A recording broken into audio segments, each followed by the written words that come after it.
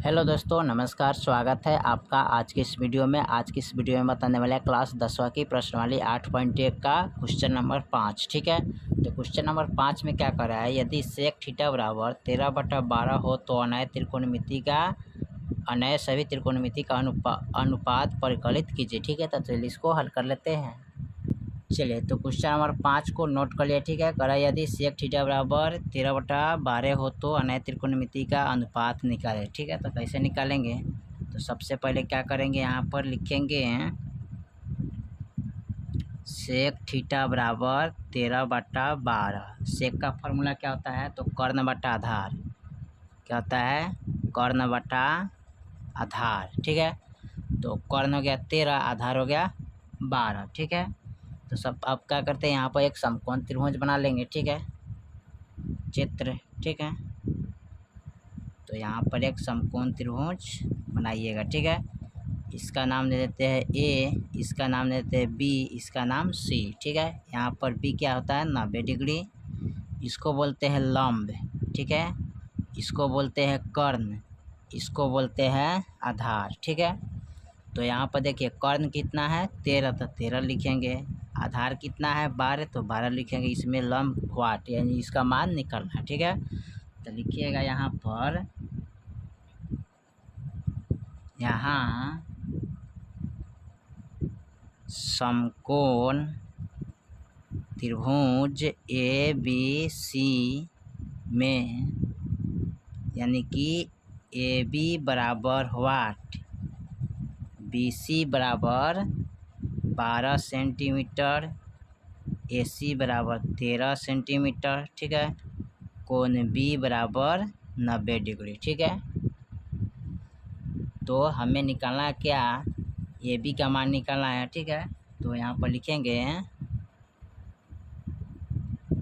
2 Pythagoras प्रमेय से। ठीक है, पाइथागोरस प्रमेय से क्या करेंगे, यहाँ पर लिखेंगे लंब स्क्वायर बराबर कर्ण स्क्वायर माइनस आधार स्क्वायर। ठीक है, क्या लिखेंगे, लंब स्क्वायर बराबर कर्ण स्क्वायर माइनस आधार स्क्वायर। ठीक है, अब यहाँ पर लिखते हैं लंब बराबर, यानी कि जब इसका स्क्वायर हटाएंगे तो रूट के अंदर चला जाएगा, तो लिखेंगे कर्ण स्क्वायर माइनस आधार स्क्वायर। ठीक है, अब इसको क्या करेंगे, लिखेंगे लंब बराबर, यानी कि कर्ण का मान कितना है, तो यहाँ पर देखिए कर्ण का मान यानी कि ए सी का मान कितना है 13, तो यहाँ पर लिखेंगे 13 स्क्वायर माइनस, अब बी सी का मान कितना है, तो बी सी का मान यानी कि आधार का मान कितना है 12, तो यहाँ पर लिखेंगे 12 स्क्वायर। ठीक है, चलिए अब इसको हल करेंगे। लंब बराबर 13 तिरैया 169 माइनस 12 बराबर 144। ठीक है, अब इसको हम क्या करेंगे, घटाएंगे। ठीक है, तो घटाइएगा तो क्या होगा, 9 में से 4 गया 5, 6 में से 4 गया 2, 25। तो लंब का मान कितना गया, वर्गमूल इसका निकालिएगा तो 5 आएगा। ठीक है, तो लंब यानी कि लंब कितना गया 5। ठीक है, तो यहाँ पर हम लिखेंगे क्या, 5 लिखेंगे। ठीक है, यहाँ पर हम नोट करेंगे 5। ठीक है, चलिए उसके बाद क्या करते हैं, इसको अनय त्रिकोणमिति का, इसमें पूछा है क्या, अनय त्रिकोणमिति का मान निकालना है। ठीक है, तो सबसे पहले क्या करते हैं, इसका जितना त्रिकोणमिति है उसको नोट कर लीजिए। ठीक है, तो सबसे पहले करते हैं साइन थीटा का। ठीक है, साइन का फॉर्मूला क्या होता है, लंब बटे कर्ण होता है। ठीक है, लंब बटा कर्ण, तो इसमें लंब कितना है 5। ठीक है, तो लिखेंगे 5, कर्ण कितना है 13।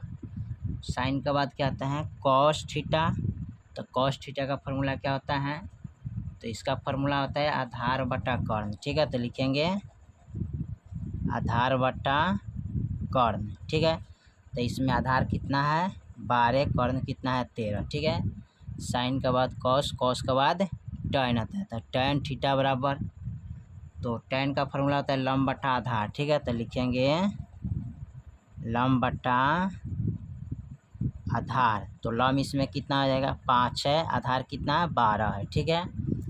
tan का बाद आता है क्या cot थीटा, तो cot का होता है आधार बटा लम्ब, ठीक है। तो लिखेंगे आधार बटा लम्ब, ठीक है। तो आधार इसमें है 12, लम्ब कितना है 5, ठीक है। उसके बाद क्या है इसमें आता है सेक, तो लिखेंगे सेक थीटा बराबर, तो सेक का फॉर्मूला क्या होता है कर्ण बटा आधार, ठीक है। तो कर्ण बटा क्या लिखेंगे आधार, कर्ण का मान कितना है 13, आधार का मान कितना है 12, ठीक है। और उसके बाद लिखते हैं कौशेक थीटा बराबर, कौशेक थीटा बराबर इसका फॉर्मूला क्या होता है कर्ण बटा लम्ब होता है, ठीक है। तो कर्ण बटा लम्ब होता है, तो यहाँ पर लिखेंगे क्या कर्ण का मान है 13, लम्ब के मान है 5, तो यहाँ पर 5 लिखेंगे, ठीक है। तो फाइनली त्रिकोणमिति का मान है जितना था उसका निकाल दिए, ठीक है। 6 त्रिकोणमिति का मान निकल गया है। चलिए, तो क्वेश्चन नंबर 5 आपका कंप्लीट हो गया। फिर मिलते हैं अगले वीडियो में, तब तक के लिए जय हिंद जय भारत।